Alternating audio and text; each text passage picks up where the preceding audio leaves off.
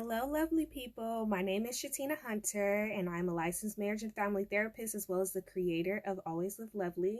And I just wanted to get on here quickly and have a candid conversation. There's been so much going on in the world in regards to Black Lives Matter.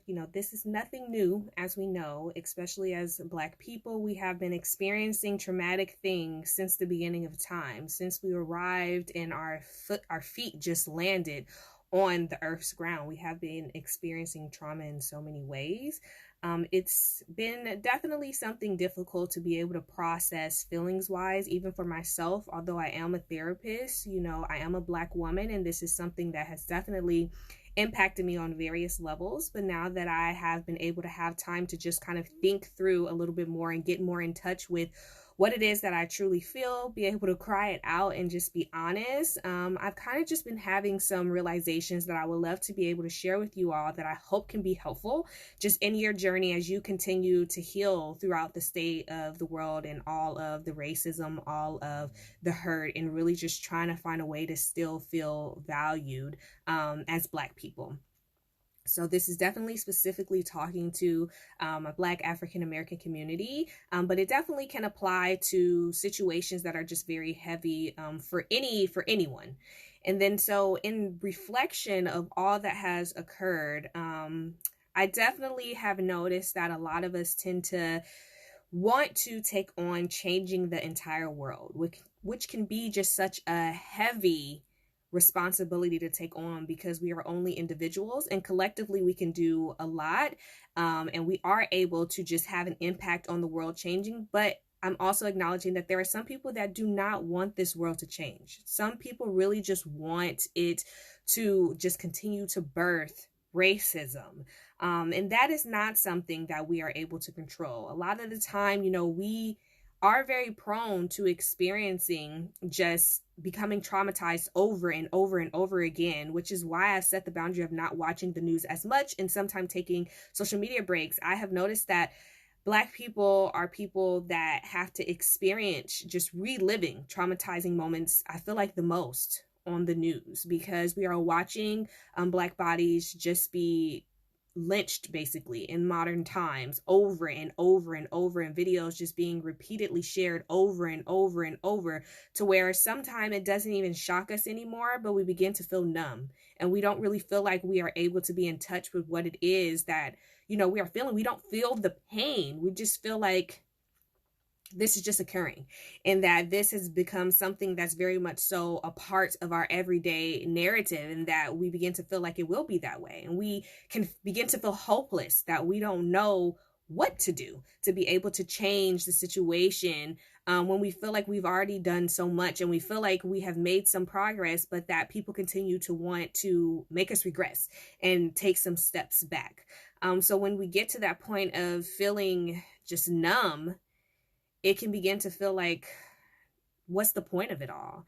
And then so definitely I've just kind of been reflecting even more so for myself about not allowing myself to live in that hopeless space, and not allowing myself to try and do everybody's work, because at this point, groups outside of the Black community definitely have their own work to be able to do, and we have to just know that it's not our job to make any type of excuses for anyone's behavior, and that everyone has to take ownership in not just apologizing for what has occurred, but being able to put actions behind their apology. And for people that want to continue to let racism be a thing, we get to choose if we want to put our attention in that area. We can continue to fight, but we don't have to let it be something that is going to drain and deplete us, because sometimes it feels like they want us to feel that way. They want us to give up. They want to continue to make things difficult, so that we can feel like we're nothing. But we are very, very valuable, and we are very golden people. And I really just want us to be able to persevere and move forward.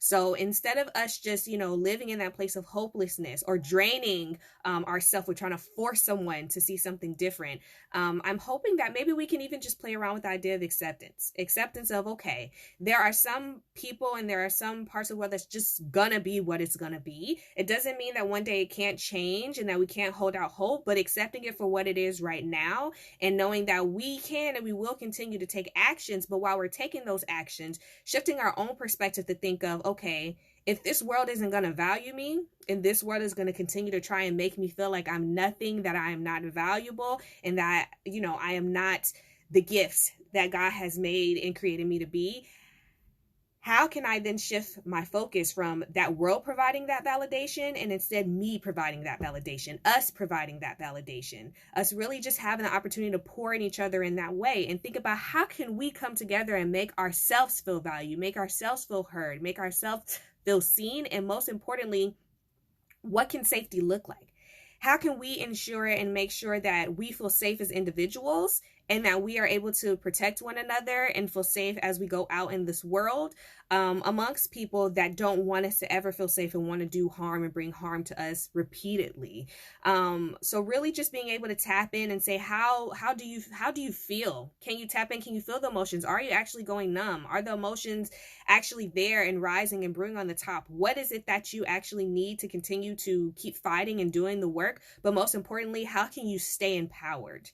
How can you know that each and every day that when you will be on the front line, or when you are having a conversation with a person and they're not providing that validation, how can you walk away and still know that you are valued, still know that you deserve to be here, and still know that there is a place for you? So how can you continue to just strengthen that part of yourself to where no matter how things go, you still know that you're valuable and you can pour into yourself and affirm yourself in those moments to help just rejuvenate and pour into your cup more energy and more fight as you continue to move and press forward. So that has definitely been something that has been on my mind, and I wanted to share it with you now that I am at a space where I'm able to have some words to just kind of express how I felt throughout all of this and be able to figure out what could be the best and healthiest way to move forward, especially since we know a new election is coming up and we don't even know what that's going to bring. So I definitely just want to say, continue to be hopeful, continue to pour into your community, continue to fight the good fight. Like I said, this is specifically for my African American Black community, but definitely there are some parts that can be helpful just for allies and for people that are being a part of the solution and different experiences that you're having in your life as well. So find ways to think lovely, feel lovely, be lovely, so that you can ultimately always live lovely. And I hope that this message was very well received and that it is something that you can just consider as you continue to heal, continue to march forward, and continue to create space for yourself. So thank you so much for taking the time for watching this video. Always live lovely. Bye.